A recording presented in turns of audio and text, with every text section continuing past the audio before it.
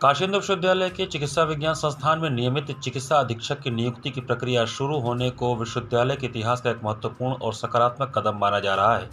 चिकित्सा अधीक्षक के पद के लिए 14 अभ्यर्थियों का चयन किया गया है, जिनका साक्षात्कार आगामी 8 जुलाई को होगा। इस प्रक्रिया पर प्रतिक्रिया करते हुए बीएचयू के हृदय रोग विभाग के वरिष्ठ चिकित्सक डॉक्टर ओम शंकर ने कहा कि यह केवल एक प्रशासनिक नियुक्ति नहीं, बल्कि वर्षों के संघर्ष और जनहित की जीत है।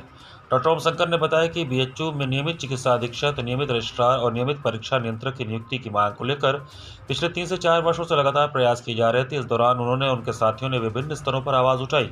आवश्यकता पड़ने पर 20 दिनों तक आमरण अनशन भी किया गया। लगातार चले इस संघर्ष के बाद केंद्र सरकार और विश्वविद्यालय प्रशासन इस निष्कर्ष पर पहुंचे कि इतने बड़े संस्थान के सुचारू संचालन के लिए इन महत्वपूर्ण पदों पर नियमित नियुक्तियां अनिवार्य हैं। उन्होंने कहा कि अब सबसे बड़ी जिम्मेदारी चयन समिति की है। यदि इस पद पर स्वच्छ छवि, ईमानदार, निष्पक्ष और प्रशासनिक क्षमता वाले व्यक्ति की नियुक्ति होती है तो बीएचयू अस्पताल की कार्यप्रणाली में व्यापक सुधार देखने को मिलेगा। लेकिन यदि किसी विवादित या भ्रष्ट छवि वाले व्यक्ति का चयन होता है तो उसका सीधा असर अस्पताल की व्यवस्था, मरीजों की सुविधाओं और विश्वविद्यालय की प्रतिष्ठा पर पड़ेगा। उन्होंने विश्वास जताया कि 8 जुलाई को होने वाली चयन प्रक्रिया निष्पक्ष, पारदर्शी, योग्यता आधारित होगी तथा विश्वविद्यालय प्रशासन ऐसा निर्णय लेगा जो बीएचयू अस्पताल, चिकित्सकों, कर्मचारियों और लाखों मरीजों के हित में एक नई मिसाल स्थापित करेगा।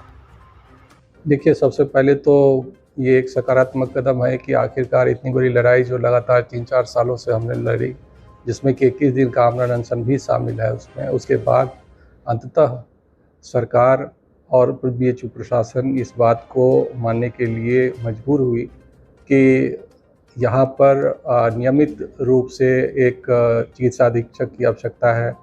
यहाँ पर नियमित रूप से रजिस्ट्रार साहब की ज़रूरत है, परीक्षा नियंत्रक साहब की ज़रूरत है। यानी कि नियमित नियुक्तियों का जो फिर से मतलब एक डेमोक्रेटाइजेशन ऑफ सिस्टम यानी लोकतांत्रिकरण जो है पुनः शुरुआत हुई है इस विश्वविद्यालय के लिए।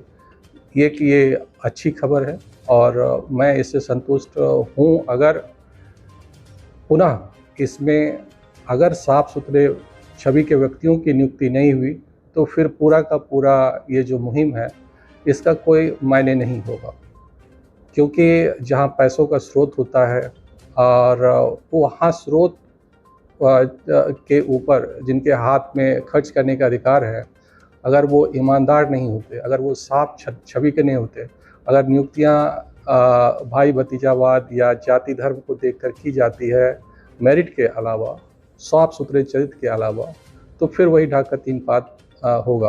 तो पहले मिला जुला कर पहले चरण हम कह सकते हैं कि सकारात्मक कदम है और सकारात्मक दृष्टि से हम देख रहे हैं कि एक अच्छे साफ सुथरे छवि वाले किसी योग्य व्यक्ति का चयन हो, जिसका चयन का आधार जाति धर्म या कोई उनके ऊपर भ्रष्टाचार का आरोप ना हो। ऐसे व्यक्ति जो लोगों के लिए सहज, मानवीय हो और हर मरीज को इंसान समझता हो, हर उनके तीमारदार को एक इंसान समझता हो और इंसान की बात एक दोस्त की तरह, अपने परिवार की तरह अगर ऐसा करने में सक्षम हो, ऐसे व्यक्ति की अगर नियुक्ति होगी तो मुझे बहुत खुशी होगी इस पद के लिए।